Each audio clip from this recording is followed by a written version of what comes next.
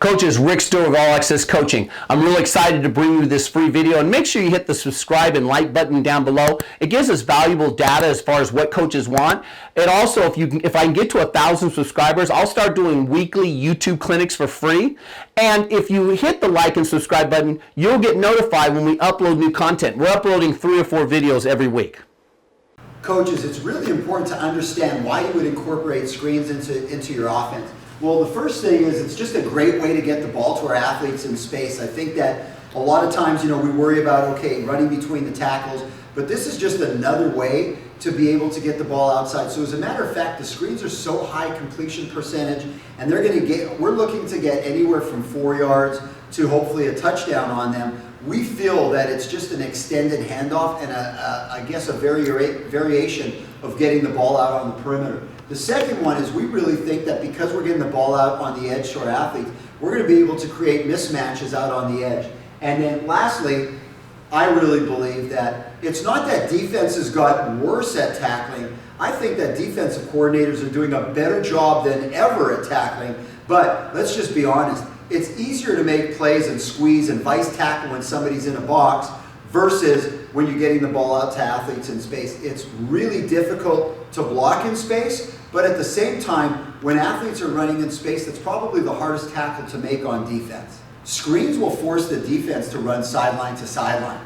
And we think that it's especially not very comfortable for the defensive line. And I can think of games back in my career where maybe early on in the game they're making plays, but because we're using screens throughout the game, the defensive line gets worn down. It's hard for them over the course of a game to continue to make plays sideline to sideline.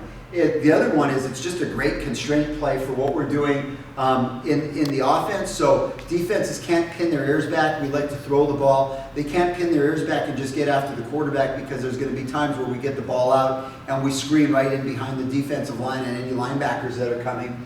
And then defensive fronts have a tendency to get upfield just by the nature of the quarterback's depth in the gun. And then what happens is they're already in pass rush mode, and as a result, because they're getting upfield, we're able to throw screens as well.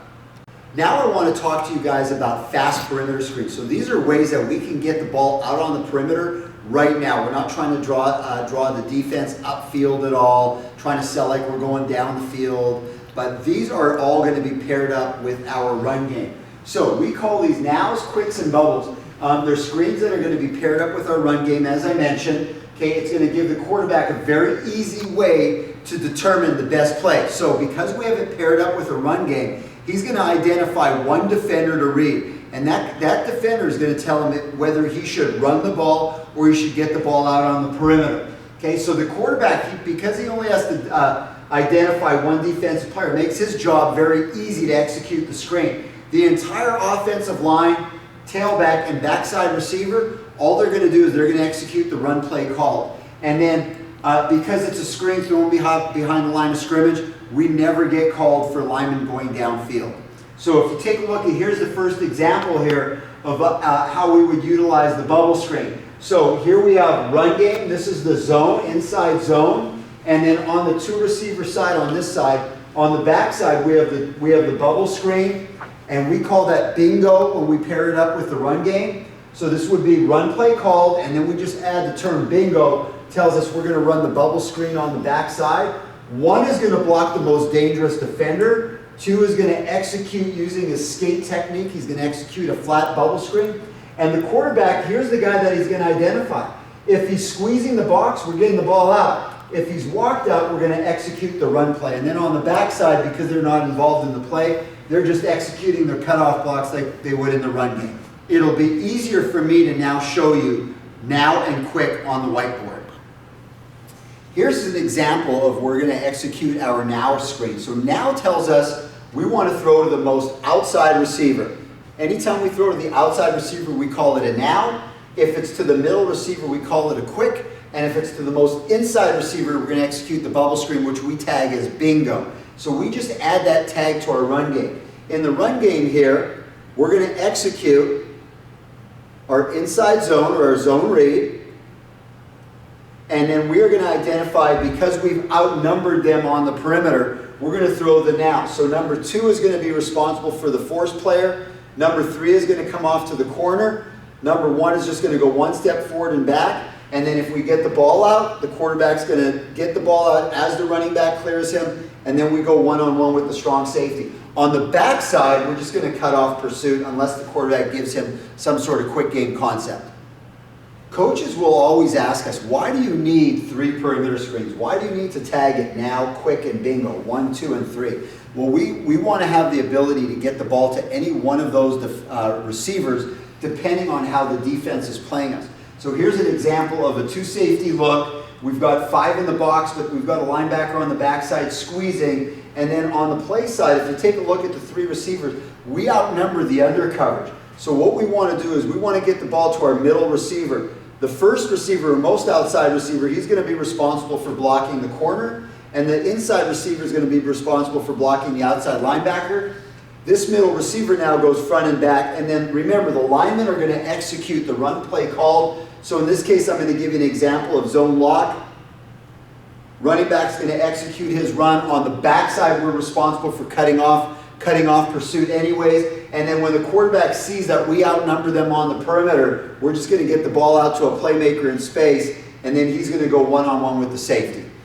I get questions all the time in regards to how do you know which perimeter screen to call and when is the appropriate time to call it. So remember, we're not just putting it in because it's just nice to be able to throw the ball out on the perimeter. Well, we want to get the ball out on the perimeter, especially when we're on the trip side, when we outnumber the undercover. So you can see in this example here, we have 3-on-3, so there's no way we want to throw the ball out on the perimeter because there's going to be one defender unblocked. So because we've paired it up with our run, our quarterback would look out on the perimeter and he would see that both the inside slots are covered up, and he would know now that we're going to execute the run play called. So in this case, we're going to execute a zone read where he's now going to read the defensive end, and we expect that because we're running, I'll show you an example of bingo, if the end came flat down the line of scrimmage, the quarterback would pull and he'd be running the ball and the free safety would have to make the tackle. So in a case like that, it would not be an advantage to be able to get the ball out on the perimeter.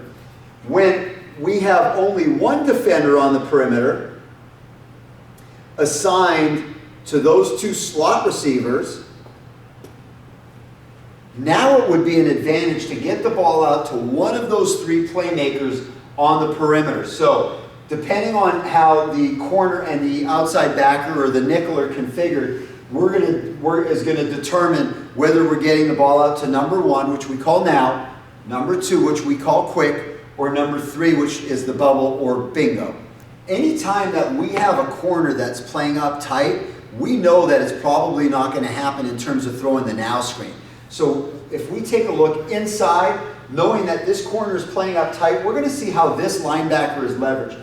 Because he's outside of number 3 and he's close or apexing the difference between 3 and 2, throwing the quick would be really tough. So in this case, we want to call bingo.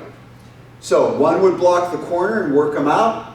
2 is going to get outside leverage on the outside backer or nickel. And now 3 is coming flat on his bubble screen, which we term bingo. And the quarterback, as the running back clears, he's going to get the ball flat to the outside shoulder so that we can turn it up either inside of this number 1 receiver or outside. We prefer to be able to get the ball outside, but in cover 2, sometimes those corners are playing, and we're going to have to come playing outside leverage, so we're going to have to come up inside of him.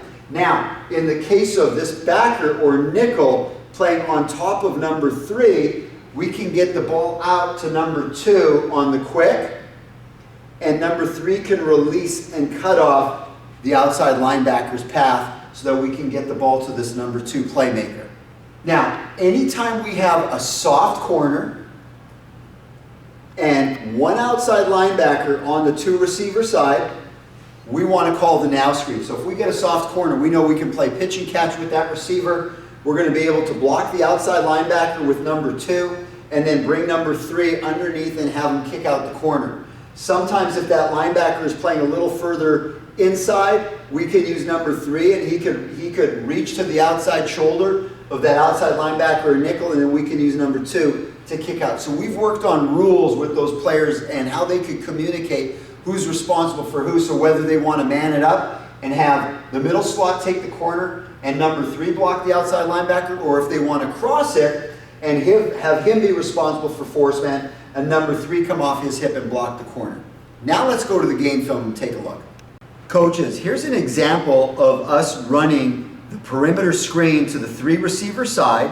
We're going to run inside zone away, and then the quarterback, all he's going to do is he's going to identify if he should be playing catch with these receivers out here or if we need to execute the run. So there's a corner in the picture. There's 1 outside linebacker assigned to 2 slot receivers.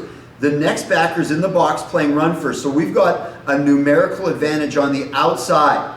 On this play, it would be great for us to just be able to get the ball out. We're going to have the corner blocked and the outside linebacker blocked, and we're going to get the ball. We're going to get the ball to the number 1 receiver. He's going to go forward and back. We're going to block the force man, and we're going to block the corner.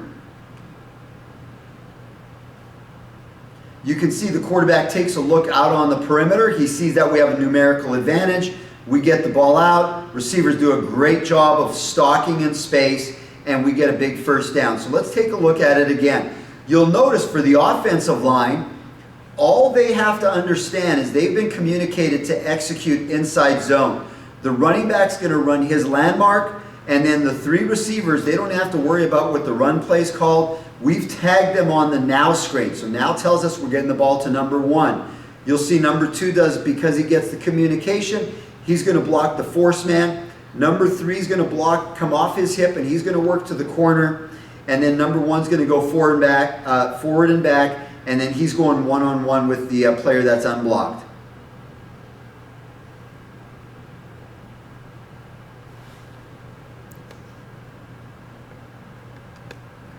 Coaches, I really hope you got some great information from that YouTube video. Again, hit the subscribe and like button down below. It gives us valuable data. And if I get to 1,000 subscribers, I'll do free YouTube clinics. And you also get notified when I'm doing those YouTube clinics and when I upload new content to this channel. Thanks for watching, coaches.